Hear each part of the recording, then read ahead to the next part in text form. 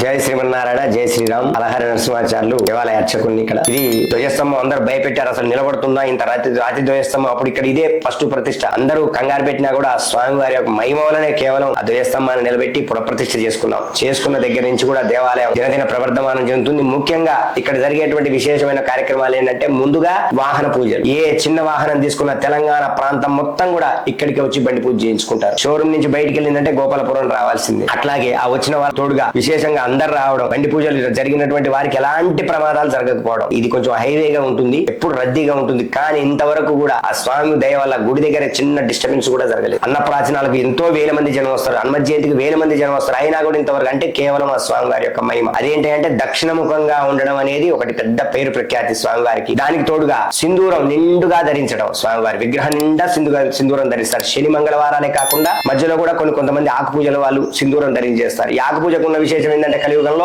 ఈ యొక్క ఆంజనేయ స్వామిని ఆ నాగవల్లి దళాలతోటి సింధూరార్చన చేసి అభిషేకం చేస్తే ఎంత విశేషం ఉంటుందో, ఎన్ని దోషాలు జరిగిపోతాయో అన్ని కూడా ఇక్కడ ఆ చేసే అవకాశం ఒకటి ఉన్నది. అంటే రాతి విగ్రహానికి సింధూరం రాయడం, రెండోది తమలపాకులు. స్వామివారి కొంచెం ఈశాన్యం ఒరుగుంటాడు స్వామివారు. దాన్ని కూడా మేము ఏం చేశామంటే, కొంతమంది పండితులు చెప్పి, అయ్యో స్వామివారు ఒరిగారు కదా, దీన్ని కొంచెం పైకి లేపండి అని అంటే, మేము దాన్ని పునఃప్రతిష్టలో కదిలిపోయాం. విగ్రహం కదిలిపోతే ఊరంతా కూడా తలకబడ్డది. అందుకోసం గోపాలపురం అంతా అటు ముందుకు వెళ్ళిపోయింది. ఒకప్పుడు ఇక్కడే ఉండే ప్రాంతం అంతా. అందుకోసం స్వామివారు ఊరు బయటకయ్యారు, ఊరంతా పైకి వెళ్ళిపోయి. అట్లా అంటే కథలను నేను ఇట్లాగే ఉన్నా, స్వయంగా వెలిసేటువంటి నన్ను కదిలియొద్దు. ఆ రాక్షసి బల్లా మీద ఎలాంటి సపోర్ట్ లేకుండా నిలబడ్డాను నేను. ఆ రాక్షసి బల్లాన్ని రాక్షస సంహారం అంటే సంజీవిని పర్వతాన్ని తీసుకుపోయే సందర్భంలో శ్వేత బిందువులు ఎక్కడైతే పడ్డాయో అక్కడ హనుమంతుడు, ప్రతి చోట హనుమంతుడు వెలిచాలి అనేది శాస్త్రం చెప్తుంది. ఆ శాస్త్రంలో భాగంగా ఇది అదే విధంగా వెలిసింది.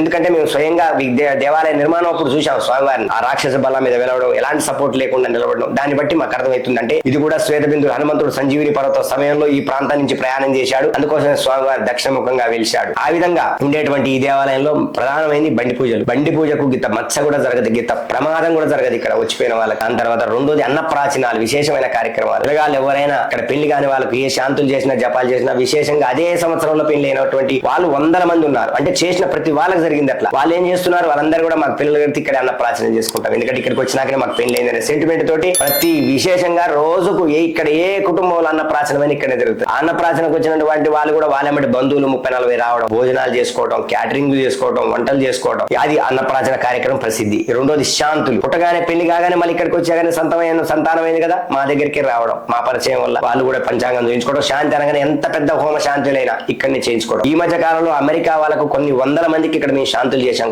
సోషల్ మీడియా ద్వారానే వాళ్ళకి చేసినాం. వాళ్ళకు కూడా అక్కడ ఎంతో మందికి సక్సెస్ అయిన వాళ్ళు ఉన్నారు. అది బేసిక్ గా చేసుకునే దేవాలయ నిర్మాణం దాదాపు ఇప్పుడు ₹1 కోటి అయి ఉంటుంది. మొత్తం ఇక్కడ జరిగినటువంటి పనులు ఆ ₹1 కోటి కూడా కేవలం దాతలతో సహకారంతో జరిగినటువంటి కార్యక్రమం. దాని తర్వాత శాంతులు, అన్నప్రాచనాలు, విశేషమైన బండి పూజలు, ఇక గ్రహ శాంతులు. వివాహం కాని వారికి, వివాహ ప్రతిబంధకం ఉన్న వారికి మేము జాతకాలు అంటే పెద్ద పాండిత్యం ద్వారా కాదు కానీ మాకున్న పరిధిలో మేము దాన్ని న్యాయం చేయగలుగుతున్నాం. ఆ పంచాంగాలు చెప్పిన వారు కూడా ప్రతి ఒక్కరు దోషానికి మీరే చేయాలి ఇక్కడ అని చేయించుకోవడం, వాళ్ళకి మళ్ళీ చేసిన దోషాలు వెళ్ళిపోయి పెళ్లిళ్ళు కావడం, మళ్ళీ వాళ్ళు పెరగడం, ఇట్లా దినదిన ప్రవర్ధమానంగా ఈ రోజున ఇప్పుడు దేవాలయం ఇసుకేశ్వర ఆనందంత కీర్తి ప్రతిష్టలు కలిగినటువంటి దేవాలయంగా ప్రసిద్ధి చెందింది. ఆ విధంగా ఆకు పూజలు స్వామివారికి ఏదైనా పంచాంగంలో చూడండి, ఒకసారి రుద్రాభిషేకం కానీ స్వామివారికి ఆకు పూజ కానీ రాస్తారు జాతకాలలో. అందరూ కూడా ఇక్కడ చేయించుకోవడం, పులికాపులు మొక్కుకోవడం, బియ్యం మొక్కుకోవడం, చింతపండ్లు, నూనెలు తీసుకొచ్చి పులికాపు చేయించడం. ఆంజనేయ స్వామికి మీ అందరికీ తెలుసు, ఆకు పూజ, సింధూరార్చన, అభిషేకం, పులికాపు ఎంత విశేషమైందో. ఆ 4 పద్ధతులు కూడా ఇక్కడ జరిగేటువంటి విశేషమైన పద్ధతులుగా ఇది దేవాలయం జరుగుతుంది. ఇక్కడ జరిగే ఉత్సవాలు ప్రతి సంవత్సరం కూడా పంచాంగ శ్రవణం జరుగుతుంది. దసరా కార్యక్రమానికి అయితే మాత్రం ఇక్కడ చుట్టుపక్కల రైస్ మిల్లర్స్ అందరూ కూడా ఊరు బయటికి వెళ్లి పాలపిట్టను చూడాలనేటువంటి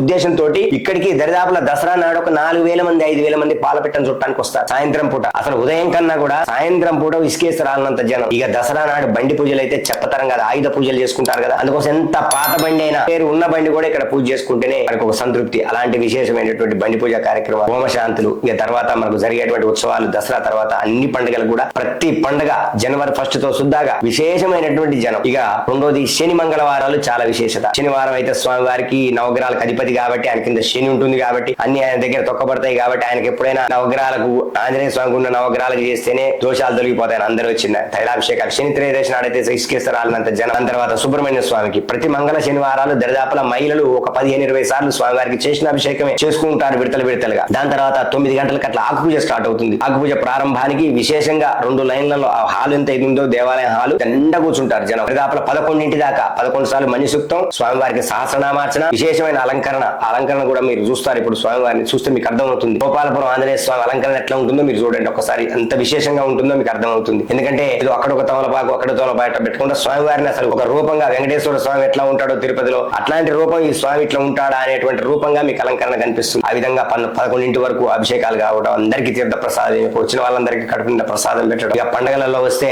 శని మంగళవారాలు ఎంత విశేషమో హనుమత్ జయంతి వస్తుంది. ఎప్పుడంటే వైశాఖ బహుళ దశమి. వైశాఖ బహుళ దశమి నాడు స్వామివారు పుట్టారు. పూర్వభాద్ర నక్షత్రంలో పుట్టారు స్వామివారు. అందుకోసం ఆ పూర్వభాద్ర నక్షత్రాన్ని ఇక్కడ ఉత్సవం చేస్తాం. అది కూడా 3 రోజుల ఉత్సవం. అంటే జయంతి కన్నా ముందు రోజు 2 రోజులు మామూలుగా ఆకు పూజ, అభిషేకం, గ్రామస్తులందరూ వస్తారు. ఇక్కడ గ్రామం లోకల్ కాబట్టి అంత కమిటీ ఉంటారు. ఎండోమెంట్ దేవాలయంలో నామినేటెడ్ పోస్ట్ ఇది. ఆ కమిటీగా ఉంటారు. ఆ కమిటీ వాళ్ళు పెద్దలు అందరూ కూడా మంచి వాళ్ళు ఉంటారు భక్తిగా. వాళ్ళు కూడా ఊళ్ళో అందరినీ గ్యాదర్ చేపించి పండుగలన్నీ చేసుకున్న తర్వాత విశేషంగా జరిగేటువంటి కార్యక్రమాలు ఏంటంటే ఈ యొక్క హనుమత్ జయంతి. హనుమత్ జయంతి ఎప్పుడైనా వైశాఖ బహుళ దశమి. అంటే ఇప్పుడు ఈ 2026లో రేపు మే 12 మంగళవారం నాడు వచ్చింది. అది చాలా విశేషంగా ఉంటుంది అన్నట్టు. ఇక జయంతి నాడైతే దాదాపు ఒక 15-20 క్వింటాల బియ్యం అన్నదానం చేస్తాం మేము. అది కూడా భక్తుల సహాయ సహకారాలతో చేస్తాం.